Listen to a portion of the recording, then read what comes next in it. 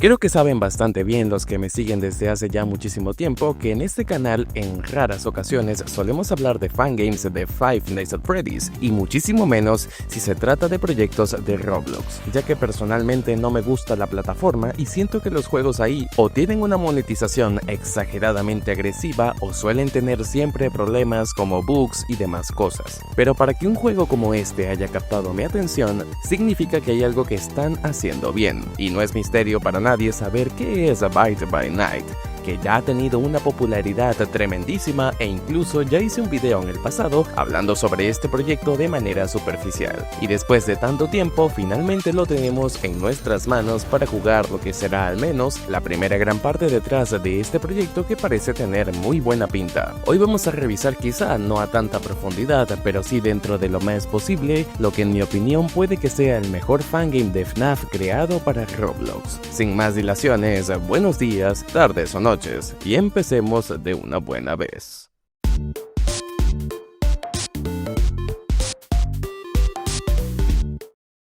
Respondamos primero que todo la pregunta del millón. ¿Qué de se supone que es Byte by Night?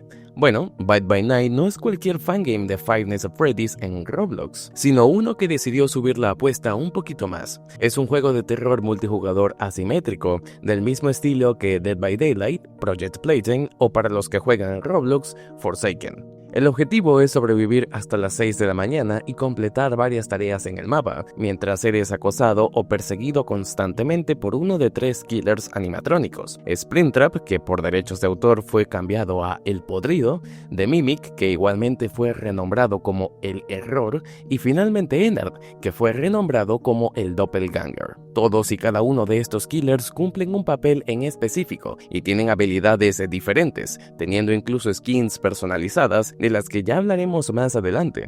Los supervivientes, en cambio, tienen varios roles que pueden cumplir durante una partida, o que al menos entiendo, les dan ventajas y desventajas al momento de jugar. Los clientes podrán consumir ya sea pizzas o refrescos que les darán vida o estamina para huir del killer. Los médicos, bueno, pueden curar, así como cualquier rol curativo en videojuegos. Los peleadores podrán contraatacar a los killers de ser necesario, y finalmente los guardias de seguridad creo tienen herramientas como el taser, que les permiten defenderse de los killers en medio de una partida. De momento solo pude jugar en 2 mapas, aunque creo que hay más de 2. Cada uno tiene arquitecturas diferentes, pero no son tan difíciles de memorizar y tienen cada uno diferentes objetivos. Por ejemplo, el mapa del bosque tiene generadores, al igual que Dead by Daylight, así que tendrás que repararlos para así poder escapar del sitio lo más pronto posible. Aquí he de decir que quizás este sea mi comentario más skill issue, por así decirlo, sobre este juego. Y es que honestamente me encantan mucho más los generadores de Byte by Night que los que tiene Dead by Daylight. Son sencillos de completar, no hace falta tanta complicación y no suelo fallar tanto a la hora de terminarlos, lo que honestamente se siente como un alivio, ya que es de las cosas que menos me gusta de este juego. Sé que hay más actividades que hacer o completar como sobreviviente, pero no son tan complicadas de hacer, aunque sí he de decir que jugar como sobreviviente, al menos al principio, es un dolor completo de...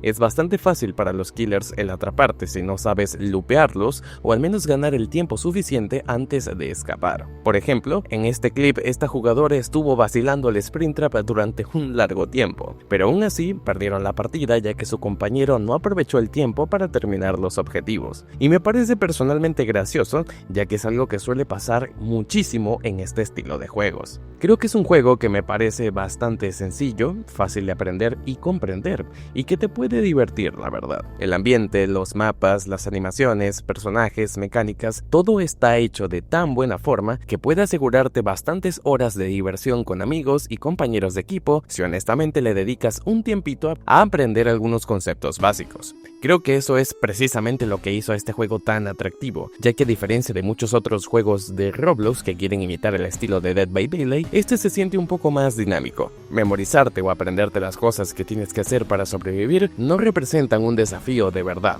más allá del poder escapar del killer, que sí es necesario. Y por supuesto, jugar como el killer se siente como una oportunidad perfecta de ver algo que nos gustaría haber visto en aquel juego de Roblox cancelado por Scott Cawthon hace mucho tiempo, así que se puede decir que este juego sirve como una especie de sucesor espiritual de lo que alguna vez pudo haber sido Five Nights at Freddy's Survival Crew.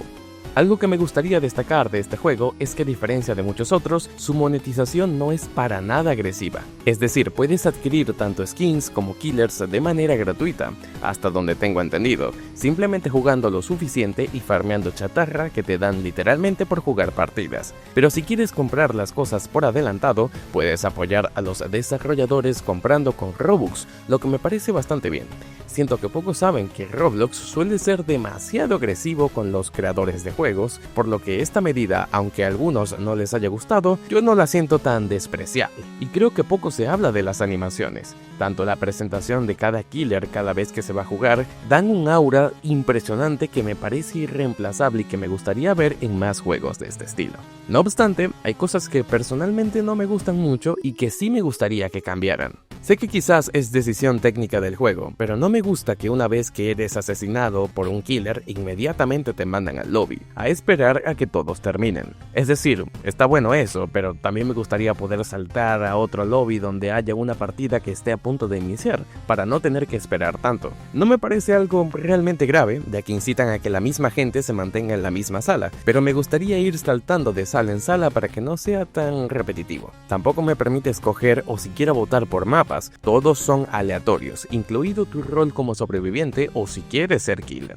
Algo que veo como un poco desgastante, pero a la vez siento que son cosas que no afectan tanto a la larga. Honestamente, sí siento el juego ligeramente desbalanceado, sobre todo para los killers, ya que una vez que te atrapan o te matan es un instant game over para ti. No hay manera de que te rescaten o vuelvas a jugar como de costumbre, y si te atrapan estás acabado, y literalmente no hay manera posible en la que puedas volver a jugar.